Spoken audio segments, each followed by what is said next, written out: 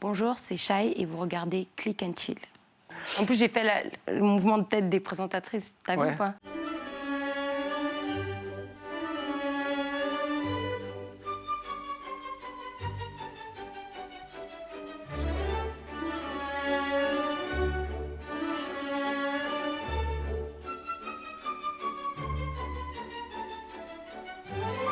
J'aimerais regarder le clip Libertine de Mylène Farmer. Fendre la lune, baiser des pines et de plumes, bercé par un petit vent jeté en bulle. La vie est triste comme un verre de grenadine, aimer c'est pleurer quand on s'incline. Déjà, j'aime beaucoup la femme, Mylène Farmer. J'aime beaucoup cette femme. Et quand j'ai commencé la musique, on me disait souvent que j'étais trop sexy. Et qu'en France, c'était compliqué de se montrer dénudée. Puis j'ai vu le clip de Mylène Farmer, Libertine. Elle a vendu quand même 30 millions d'albums, donc je me dis, c'est la preuve que non, en fait. Et c'est ça, c'est juste pour ça, en fait. Après, j'aime beaucoup l'artiste. Elle symbolise aussi la liberté. Je vois une femme libre, une femme qui ose et qui s'affirme. C'est ça qui est fort. Et puis elle a un avantage que je pense que tu lui envies, c'est qu'elle se tient loin des médias. Ça devrait être cool, hein, quand même, de pas trop devoir s'expliquer sur sa musique. D'être dans la position de pas devoir s'expliquer, en fait. De juste faire sa musique et sortir. Après, moi, j'aime bien parler aux médias. Je vais lancer I've Seen That Face Before de Grace Jones.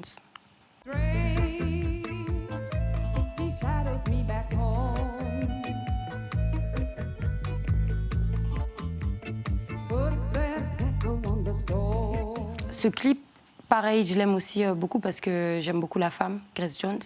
C'est une muse pour moi et je pense que c'est une icône dans le monde. Pareil, c'est une femme qui s'assume, qui a de l'audace, qui évoluait dans une période assez compliquée pour la femme noire aussi, et pour les femmes sexy, je pense. Ça a toujours été, de toute façon, le corps de la femme a toujours été un peu tabou. Et le fait qu'elle arrive à s'assumer comme ça et à sortir des morceaux, des clips, même des photos où elle est dénudée, des images fortes, moi, ça me parle. Après, ce clip, ce que j'ai aimé, c'est l'univers artistique. Le fait qu'elle a un masque au début du clip, puis qu'elle le retire, c'est ce que j'ai voulu faire avec mon album. Du coup, ça me parle. Enlever des masques? Ouais, enlever le masque. Voir ce qu'il y a derrière le masque. C'était quoi derrière le masque que tu voulais montrer? Moi. Parce que je pense qu'avec mon premier album, c'était un peu une carte de visite. Je me présentais, je voulais exister dans la scène musicale française. Et puis maintenant, je ressentais le besoin de montrer qui j'étais. Et juste de m'exprimer. C'est ce que j'ai fait dans Antidote. Du coup, l'image où elle enlève son masque, ça me rappelle un peu ça. Quand on voit ce que tu fais, il y a un décalage entre ton image publique sur les réseaux sociaux, dans tes clips, et ton image en média, dans ta façon de t'exprimer. Ça vient de quoi? De plein de choses. De base, je suis une personne timide. Quand on me voit, quand j'ai un rapport face à face avec une personne, je suis introvertie, je sais pas. J'ai du mal à m'exprimer, je perds mes mots. C'est pour ça que de base, quand j'avais commencé la musique et que j'étais dans mon ancienne équipe, on voulait pas que je fasse des interviews filmées. Quand tu perds un peu tes moyens, tu commences à bégayer, bafouiller, tout ça, les gens, ils ont tendance à te voir comme quelqu'un de bête, quoi. Parce que tu n'arrives pas à en venir au fait. Je sais pas comment l'exprimer. C'est juste, je suis un peu sociophobe, c'est tout. Tu évoquais un masque il y a 2 minutes, c'était pour se prémunir de cette timidité que tu mettais un masque ou Le masque, entre guillemets, c'est aussi moi. C'est moi dans la société quand je me préserve des autres. Et je pense que dans cet album, et quand je parle de retirer le masque, c'est d'arrêter de me préserver des autres et juste de me montrer telle que je suis aussi. C'est-à-dire, j'ai comme 2 personnalités, en fait. Bon, il y a la personne qu'on voit et puis il y a la personne un peu plus en profondeur. le masque, c'est une carapace? Ouais. Je pense qu'on joue tous un rôle dans la société. Tous. On peut pas dire... qui peut dire moi, je suis tout le temps moi-même? C'est impossible. À part Damso avec Ipséité, quoi. Ou Kanye West, depuis qu'il est Ou complètement Kanye fou. West, ouais. Mais bon, ils sont 2. Voilà. Puis on est beaucoup sur Terre. Mais je pense qu'on est toujours en représentation. Et la personne que j'ai tendance à montrer, c'est aussi souvent la personne qu'on attend que je sois. C'est ce que j'en parle dans Pleurer. J'ai tendance à me présenter comme on voudrait me voir. C'est marrant que tu parles du morceau Pleurer parce que c'est le seul morceau d'album qui est écrit par Damso, c'est ça? Ouais. Et c'est lui la seule personne qui Tu il vois, a tout le temps lui-même. le morceau Pleurer, donc, qui a été écrit par Damso, il s'est fait dans une période assez triste. Je rentrais souvent en studio avec des compositeurs qui me proposaient des morceaux, des titres qui ne me ressemblaient pas du tout. Et quand je demandais autre chose, ben, je recevais pas ce que je demandais, en fait. Parce qu'ils avaient une fausse idée de toi, en fait. Je ne sais pas si elle était fausse, mais en tout cas, ils avaient une idée de moi et on m'enfermait dedans. Et après, j'avais une conversation avec Damso. Et il me disait, oui, mais qu'est-ce que tu veux faire? Il m'a envoyé des prods. J'essayais d'écrire, j'arrivais pas. Puis un jour, il m'a envoyé le texte. Il m'a dit, c'est ça que tu veux dire? Et j'avais envie de pleurer, en fait, quand j'ai vu ce qu'il m'a envoyé. Parce que c'était comme si c'était mes mots. Et ça parle justement du fait de devoir jouer un rôle, de devoir être quelqu'un que t'es pas vraiment, vouloir se libérer de ça aussi. Il y a 3 minutes, tu as dit le rôle qu'on attend de moi, c'est qui on? Ça part de l'entourage, de la famille, aux gens que tu rencontres dans la rue, aux médias avec qui tu vas parler, aux gens avec qui tu vas faire de la musique. Enfin, c'est un peu tout le monde. Je pense que la société, elle a tendance à mettre les jolies filles qui aiment s'habiller dans une case. C'est comme ça. Et après, c'est pas quelque chose même que je condamne, parce qu'en fait, c'est le cerveau humain. T'es obligé de, quand tu vois quelqu'un, t'as une idée, quoi. Sinon, t'as pas de cerveau, en fait. Tu te fais une idée de la personne. En fait, je pense que c'est comme ça pour tout le monde, hein, c'est tout. Mais moi, en tant que jolie fille, on me met souvent dans une case. J'ai bien, t'as dit jolie fille en te recoiffant. Ouais, en même temps, tu vois, ça dit genre, vraiment- la jolie fille. Mais ouais, c'est ça. Je lance le clip Jolie de Shai. Yeah, BMW a tout pété, je fais des showcases tout par un. Tout se passe comme prévu direct, dans le piano vidéo. Dire ça failli être un feat, j'aurais perdu la moitié. Ça faisait longtemps que j'avais pas sorti de titre et que je sortais un titre avec un clip. Que déjà le morceau, je réponds à toutes les polémiques. Donc déjà, tu sais pas comment les gens ils vont le prendre. Et après dans le clip, où je twerk, c'est surtout la partie twerk en fait qui me faisait un peu peur. Et après, il a été très bien accueilli, j'étais contente. Il y a une question que je veux te poser. Question archi bête. Comment t'es venue à la musique? Ça fait longtemps que je fais de la musique, hein. Parce que mon grand-père, il était chanteur. Taboulay, Ouais, Taboulay. la légende? Ouais, la grande légende d'Afrique. Mais il était chanteur et du coup, à partir de quoi? De 5-6 ans, pour nos anniversaires, en fait, mon père, il nous offrait toujours soit un radio, cassette, soit une petite caméra ou des trucs comme ça. Et il voulait vraiment qu'on soit créatifs. Et donc j'ai toujours chanté.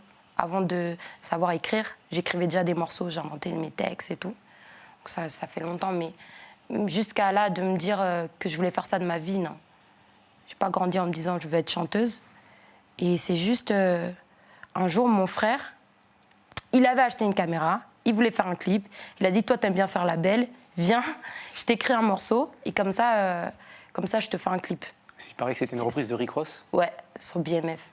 I think I'm Big Meech, Larry Hoover, whipping, hallelujah. Ça parlait juste de drogue et d'argent.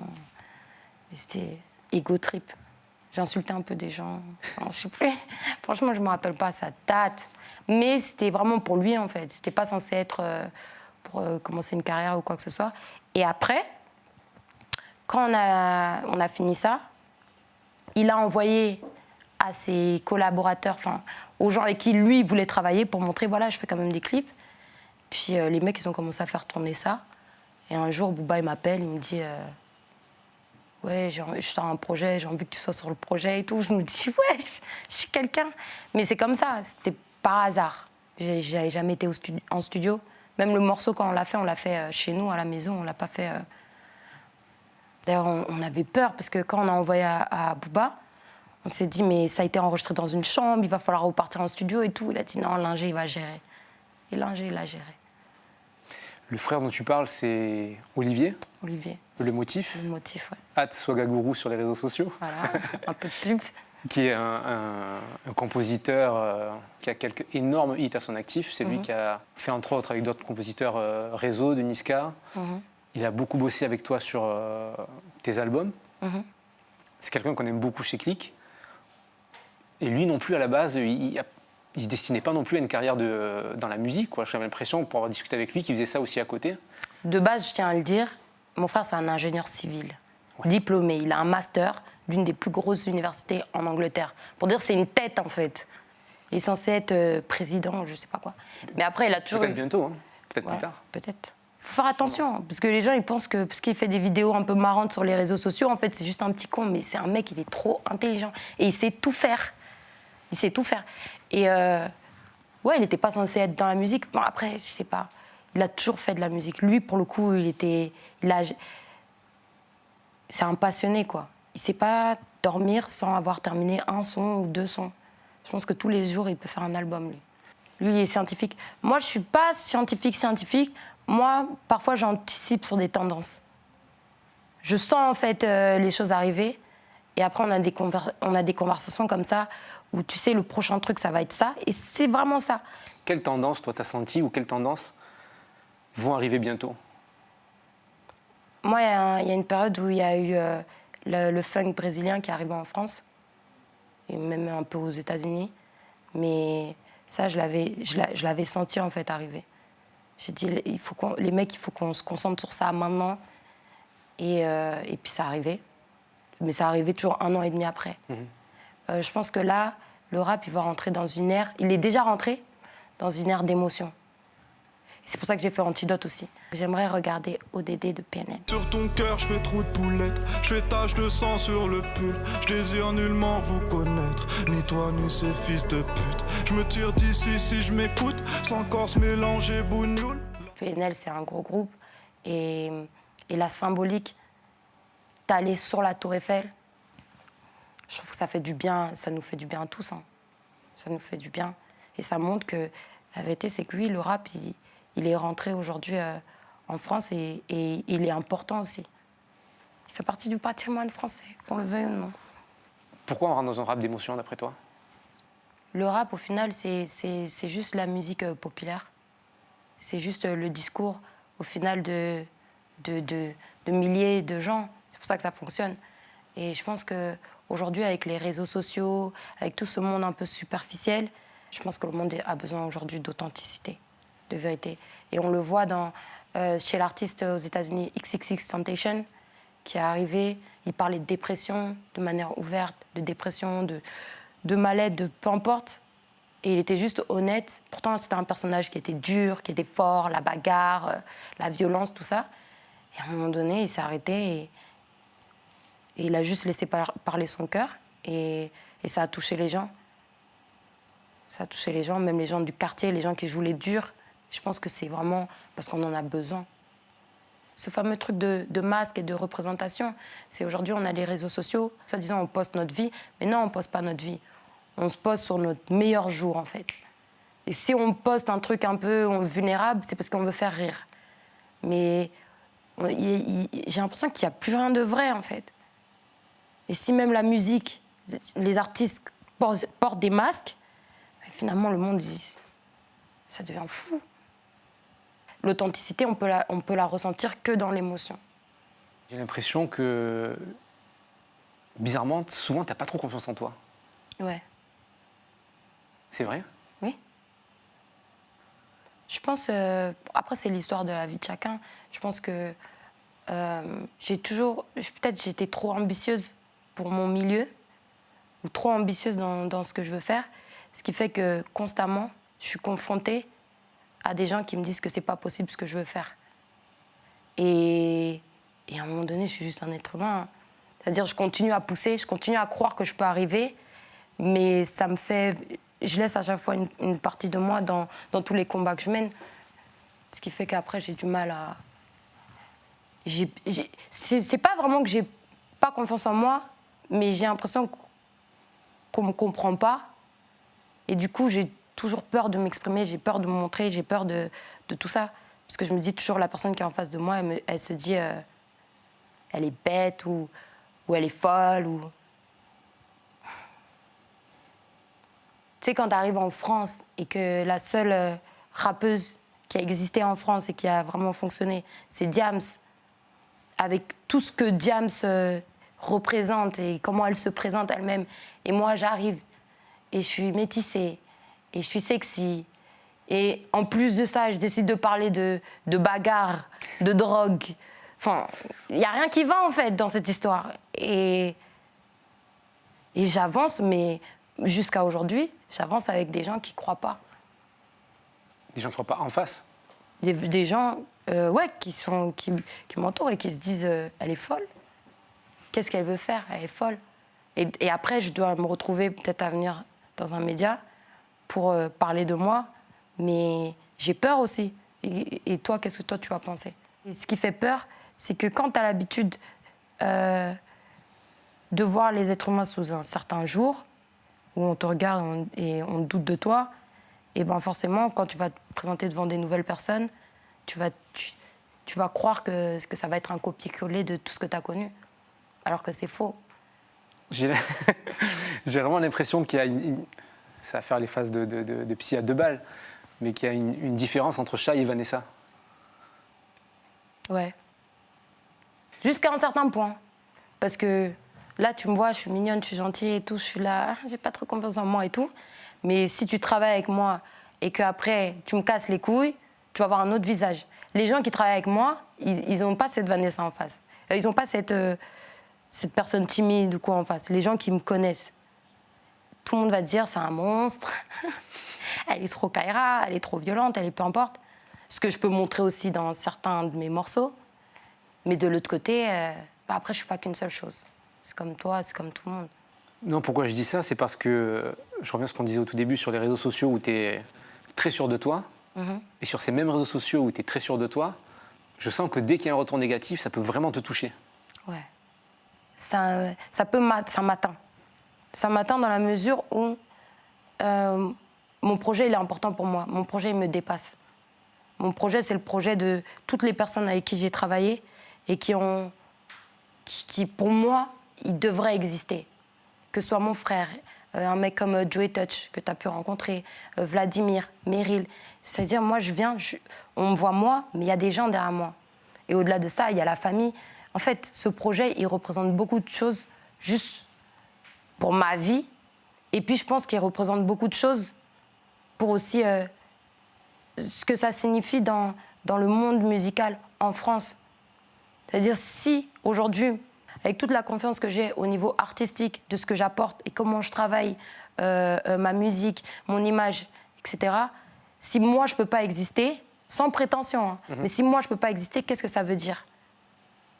C'est pas exister, je ne dis pas que je dois être la numéro 1 en France, hein, mais juste exister. Juste que quand je sors un contenu, ben, je ne me fasse pas complètement lyncher. C'est que, pour moi, il y a un problème. Parce que, faut pas, comme on l'a dit, mon frère, il travaille sur mon projet, mais il a travaillé sur le projet de plein de gros artistes en France, et ça a fonctionné, ça a toujours fonctionné. Qu'est-ce qui ferait que pour moi, ça fonctionnerait pas? À moins qu'on me dise que j'ai pas de talent. Mais après, c'est pas ça qu'on dit de moi. Quand on me rabaisse, c'est pas ça qu'on dit de moi. Enfin, y a des gens qui disent ça, bien sûr, ils ont le droit, et ok, c'est les goûts et les couleurs. Mais quand je sors un morceau et qu'on me rabaisse parce qu'on dit que je suis juste une pute qui sert à rien, et que je devrais pas faire de musique parce que je suis une pute, par exemple, ben c'est dur en fait. Tu dis à quel moment on va juste parler de ma musique, de ce que je suis en train d'essayer de faire. Même pour le descendre. Mais pourquoi on ne parle pas juste de ça? C'est là où moi ça m'atteint. C'est que je me dis, mais je suis censée faire quoi? Après, on va me dire, bah, tu sais quoi, coupe tes réseaux sociaux, parce que comme tu postes des photos de toi, et ben, t'envoies... les gens, ils ne voient plus que tu es une artiste, ils voient juste une fille belle. Donc en fait, si tu es belle, tu ne peux pas mettre une photo de toi, tu dois mettre une photo de toi avec un piano. Tu vois ce que je veux dire? Et il doit avoir un petit son derrière, parce que sinon, attention, les gens, ils ne pourront plus être concentrés. Mais c'est fou. Et c'est là où tu sens, ça me touche. À plusieurs niveaux, quoi. Parce que tu as à la fois un combat artistique et après tu as un combat de représentation. Ouais. Et le combat artistique, le combat humain aussi, je suis une artiste, j'ai envie que ça fonctionne, ce qui est normal.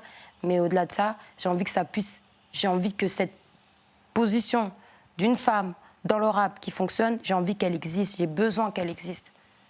J'ai besoin qu'elle existe. Et pour le moment, il n'y a personne qui l'a prise.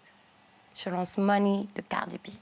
All I really wanna see is the I don't really need a D, I need the all a bad bitch need is the I got bands in the coop, bustin' out the roof. I got bands in the coop. Cardi B, je sais même pas si on peut parler d'elle. Il n'y a rien à dire. La meuf, c'est l'authenticité. C'est ce pouvoir de pouvoir être soi-même. J'ai commencé à la suivre sur les réseaux sociaux avant qu'elle fasse du rap. J'aimais trop ses vidéos. Je sais pas, elle est trop marrante, elle est trop vraie, elle s'en fout. Et je pense pas que ce soit la meilleure rappeuse, mais pour le coup, rien que pour ce qu'elle représente, elle est trop importante. En fait, elle représente tout ce qu'on n'ose pas faire. C'est qui on? Ben, nous tous, les gens. Elle casse les codes. Elle peut être la meuf hyper sexy, genre sex symbole, et le lendemain, elle ressemble à une tantine du bled. Elle est en train de faire des vidéos où elle rigole, et puis le jour d'après, elle va faire un discours hyper intelligent, où elle va demander où partent les impôts. Je sais pas, elle va s'adresser au président Trump. Enfin, c'est une folle, en fait. Elle s'en fout. Et elle reste pas dans une case de « tu devrais être ça ». Non, elle est tout ce qu'elle veut. C'est ça qui est fort avec Cardi B. J'ai l'impression qu'il n'y a pas de limite, en fait. Juste parce que la meuf, elle est vraie, elle peut se mettre à poil dans son clip, elle peut faire du pole dance, enfin, se montrer en tant que stripteaseuse, elle peut tout faire, en fait, Cardi B. Parce qu'elle est vraie. Et pourquoi toi, tu pourrais pas? À cause de là. Pourquoi moi, je pourrais pas Si, je peux. Je peux. Après, la mentalité en France, elle est différente. Donc, je vais faire, mais ce ne sera pas pris de la même manière, je pense. Les mentalités, elles évoluent petit à petit. Ouais. C'est parce qu'il y a des gens comme toi, des femmes comme toi, qui permettent de faire évoluer ces perceptions-là. Tu sais, c'est un truc que je me suis dit. Hein. Je me suis dit, là, tout ce qu'on me dit que je ne peux pas faire, je vais le faire. Peut-être que ce ne sera pas accepté venant de moi, mais au moins ce sera accepté de la personne prochaine. Parce que j'aurais tellement choqué, en fait, que la prochaine meuf qui va venir en mini-jupe, on va rien lui dire. C'est bon, ce sera déjà ancré dans les mentalités, c'est possible, en fait. Une fille en talons, elle peut rapper. Je lance le clip de Shai, Notif. Si tu donnes ta parole, est-ce que t'auras les mots pour dire que tu aimerais me suivre jusqu'à la mort, même si je me désabonne? Dans tes derniers clips, il y a un truc qui m'a marqué, moi, c'est l'évolution des chorégraphies. Comment tu as travaillé ça, en fait? Je travaille avec un chorégraphe, il s'appelle Nicolas Huchard. Ça faisait longtemps que je voulais danser dans mes clips. Mais je ne sais pas danser. Je suis nulle. Et donc là, j'en avais parlé au réalisateur. Déjà à partir de Jolie. Hein. Jolie, ce n'était pas vraiment une chorégraphie, c'était plus une manière d'évoluer dans la pièce et tout. Mais j'en avais parlé au réalisateur, avec qui j'ai fait les 3 derniers clips. Du coup, il m'a présenté Nicolas Huchard. Je te dis la vérité, ça faisait longtemps que je voulais danser dans mes clips. Mais après, quand j'ai vu Beyoncé à Coachella, ça m'a fait mal. J'ai dit, mais en fait, on est tous nuls. Tu sais, en tant qu'artiste, ça fait mal de voir Beyoncé. Hein. J'ai vu, je lui dis, non, mais pour moi, je ne veux même pas atteindre son niveau. Hein. De toute façon, c'est pas possible. Mais je veux dire, ça m'a fait mal. Je me suis dit, bon, il faut travailler même un minimum. Viens, t'essayes un peu de faire quelque chose. Tu vois ce que je veux dire? Mais je vais arriver. Hein. Je vais arriver. Je sais pas, même si ça doit prendre 2 ans, je vais sortir un clip. Ça va être une dinguerie. Moi, j'ai été impressionné par Notif, déjà. Ah ouais? J'ai vu tes vidéos. Je sais. Ça vient du voguing en plus. Hein. Toujours des références au voguing. Pourquoi? Parce que j'aime trop l'univers du voguing. J'aime trop les chorés, ce que ça représente aussi. Au-delà de l'esthétique, c'est aussi beaucoup un discours d'affirmation des minorités noires, de quartiers défavorisés, transgenres ou gays. C'est ça. Ça te parle? Ouais. J'estime que c'est mon combat et c'est le combat de tout le monde, en fait. Le combat de l'égalité, le combat de la liberté, c'est le combat de tout être humain. Et le fait qu'après, ça soit transporté comme ça dans la danse, dans une danse, c'est fort. Et tu vas à des soirées de voguing et tout, tu vas avoir des... Non, mais j'aimerais bien faire un ball. J'aimerais. Et justement, mon chorégraphe, lui, il fait partie d'une maison de voguing. Ah ouais? Ça s'appelle comment? Les Ninjas. Ouais. Et je lui ai dit, s'il te plaît, ramène-moi un bowl et tout. Pour le moment, il dit que je suis pas prête. Pourquoi? Parce qu'apparemment, ils sont vraiment durs, quoi. Mais attends, Bol, tu veux y aller en mode spectatrice ou Ah non, non, je veux faire ma battle. Je veux Ah rentrer ouais dans une maison aussi. Non, mais c'est hors de question. Mais Rihanna, elle est dans une maison, en fait. Elle est dans une maison. Moi, je veux rentrer dans une maison. Peut-être ce sera les ninjas, peut-être, peu importe. Et c'est quel style, toi, de... Ben, Nick, il m'a dit de faire Face. Comme ça, j'ai pas trop de chorégraphie. En fait, Face, c'est juste... Non, mais tu sais, tu marches et juste tu montes ton visage. Genre, je suis trop belle. Je crois que c'est... Non, non, ils vont m'insulter, en fait. Je peux pas. En fait, c'est lui qui me dit que je dois faire Face. Hein. Moi, de base, j'aimerais bien faire un truc vraiment avec la chorégraphie, quoi. J'aimerais regarder Fade de Kanye West. I think too much. Ain't nobody watching. Pourquoi ce clip? La performance. Teyana Taylor, une femme noire, seule, déterminée, qui se surpasse. Dans la chorégraphie, il y a tellement d'émotions. Elle est dure, elle est forte, elle est sensuelle. C'est un de mes clips préférés. Ça a été une référence pour toi dans tes derniers clips? Non, si je dis ça, je me fais éclater.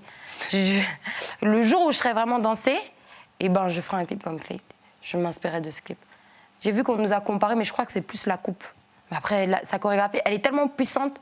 Moi, je veux même pas qu'on essaye d'associer mon clip à son clip, quoi. Je trouve que c'est trop fort. C'est trop fort ce qu'elle a fait. On va regarder Bad Girl de M.I.A.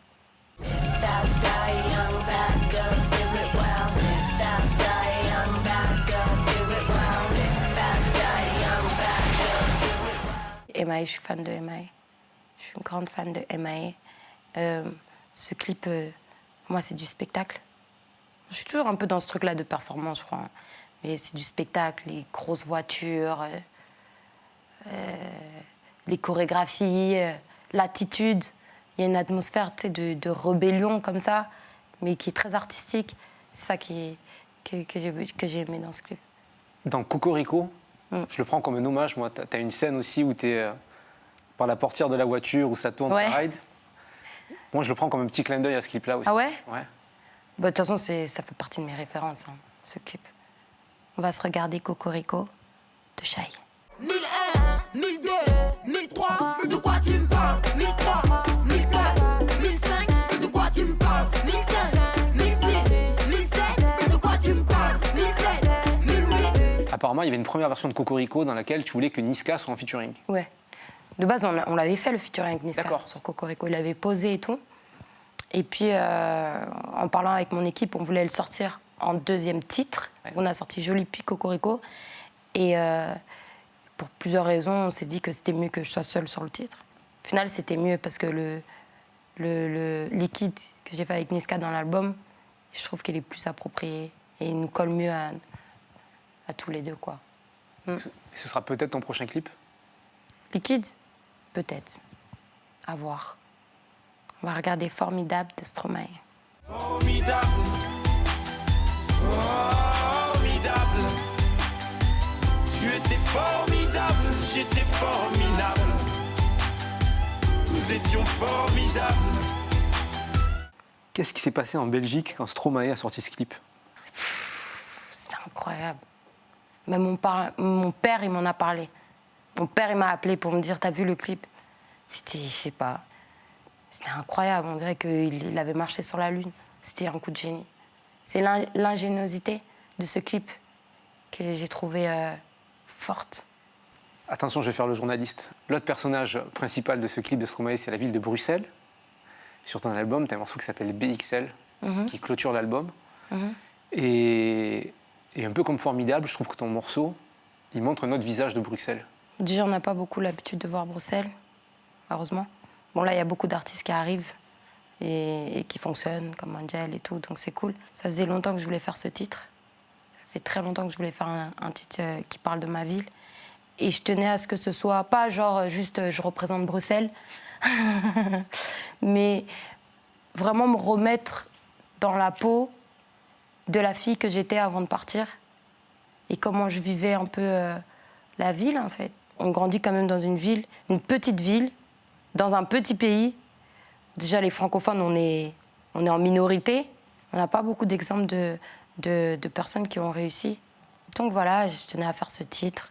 Je voulais que ce soit un titre qui transmet une émotion, mon émotion, et qui permette de marcher avec moi et marcher avec tous les jeunes qui sont issus de cette ville et le sentiment qu'on peut avoir. Chaque fois que j'interviewe des Belges, je leur pose la question, qu'est-ce que c'est qui fait la différence des Belges, artistiquement?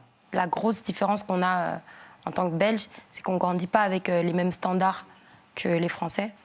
Et je pense qu'on est plus libre, en fait, dans notre démarche artistique. Parce que quand tu grandis dans une ville et tu as l'habitude, par exemple, quand tu écoutes du rap, d'écouter Booba ou peu importe les grands, et que tu dis « je vais me lancer », forcément, tu t'inspires un peu des gens que tu regardes. Et nous, on est dans un pays où déjà il y a plusieurs langues, on parle plusieurs langues. À la télé, on regarde pas forcément que les Français. On est plus ouvert en fait au monde. Et on s'inspire un peu de plus de choses. T'as vécu 1 an au Congo? Ouais. C'était comment? C'était bien, j'ai fait beaucoup de bêtises. Quelles bêtises ont fait au Congo? J'ai fait des bêtises, non, je sortais tout le temps. Moi, quand j'étais jeune, c'était n'importe quoi. Je commençais à aller en boîte, j'avais 12 ans. Je comprends pas, en fait. Mais c'est videur, hein, c'est pas bien. Faut prendre les cartes d'identité des filles. De base, on m'avait envoyé au Congo. On m'avait renvoyé au Congo parce que j'allais pas à l'école, que je faisais n'importe quoi. Et quand je suis arrivée au Congo, et je pleurais dans l'avion et tout, pour moi, c'était horrible. J'avais jamais été en Afrique et tout. Je me dis, c'est horrible et tout. Et quand je suis arrivée, je suis descendue de l'avion, je me suis sentie chez moi. C'est trop bizarre. Mais vraiment, j'ai eu ce sentiment. Et après, j'étais trop contente, je voulais plus repartir. Et du coup, j'ai fait tellement de bêtises que du coup, on m'a renvoyée en Belgique. Et mes parents ne voulaient plus que je reparte au Congo. T'es retournée depuis? Ouais, plusieurs fois. Et la dernière fois, c'était à 4 ans. Dernière question, je vais revenir sur le fait que toi aussi, tu dis que c'est difficile pour toi en fait, tu as 2 combats artistiquement plus en représentation. Comment on peut faire pour que la femme soit plus considérée dans nos sociétés? Je pense qu'il faut plus de femmes en position, tout simplement. Puis il y a tout un travail qui est fait avec les féministes aussi. C'est de l'éducation, ça va arriver, hein, ça va finir par arriver. Il faut qu'on arrête de poser la question aux gens, est-ce que vous êtes féministe, est-ce que vous n'êtes pas féministe? Moi, je me considère comme féministe, mais j'aime pas qu'on me pose la question de est-ce que je suis féministe ou est-ce que je suis pas féministe, parce que c'est pas normal. Pour moi, tu peux pas être féministe. Et je trouve qu'on devrait condamner les gens qui osent dire qu'ils ne sont pas féministes. Parce que être féministe, c'est juste pour l'égalité homme-femme. Selon moi, hein. Comme je suis pour l'égalité noir, blanc, hétéro, homo, peu importe, c'est l'égalité. Et on devrait inventer un mot comme raciste, mais par rapport à ça. Genriste. Genriste. Sale genriste. T'as pas honte? Tu vois ou pas? Mais pour de vrai. Voilà. Merci, Shai. Merci à vous. Cocorico, se lever tôt, prendre le métro. Cocorico, se lever tôt, prendre le métro. Click Sport, c'est toutes les semaines sur Click TV, c'est votre nouveau rendez-vous où chaque semaine, on vous propose de vous raconter ou de vous faire découvrir une légende du sport. Moi, j'ai plutôt vu ça comme, je sais pas, clic-clac, je sais pas. Et nous voilà en compagnie de notre invité toute la semaine, Kobalade. Bienvenue, c'est ta première télé? Eh bah bienvenue, c'est chez nous, chez Click. Clic-clac. Moi, c'est la première interview que j'ai faite, c'est avec toi. On était avec mon groupe, je me rappelle encore de l'image, on était dans le studio, ils ont mis la lumière rouge, je sais pas pourquoi j'ai cette image-là, je m'en rappelle. Ouais. T'es le premier à y répondre sur notre chaîne. C'est quoi ta définition d'une clique? C'est un groupe de potes avec qui on restera pas toute la vie. Pourquoi pas toute la vie? Parce que sinon, c'est une famille. Je pense qu'on se rencontrera un seul jour. À bientôt, James, et bon courage. Oh, that's incredible.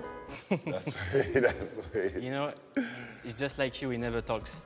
Bienvenue pour la première de Parle-moi. Dans Parle-moi, on va parler littérature, mais pas de livre, puisqu'il paraît qu'aujourd'hui on lit plus. Donc à défaut d'un livre, on va parler d'une page. Chaque semaine, on va recevoir des gens qu'on trouve inspirants, qui vont venir partager leur expérience sur un sujet qui touche tout le monde. Et la première qui arrive, c'est la confiance en soi. Et ça se voit, on est au top.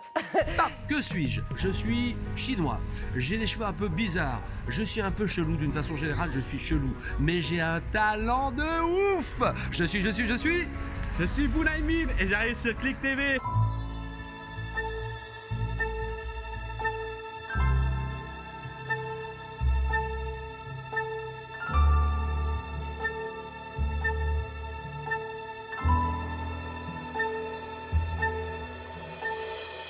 Salut, c'est Cut Killer et chaque semaine, je vais vous présenter un album. Et cette semaine, Ready to Die de Notorious B.I.G. J'en fais bien. Mouloud, c'est pour toi. Reportage spécial en direct de la Somalie avec Jérôme Jarre ici.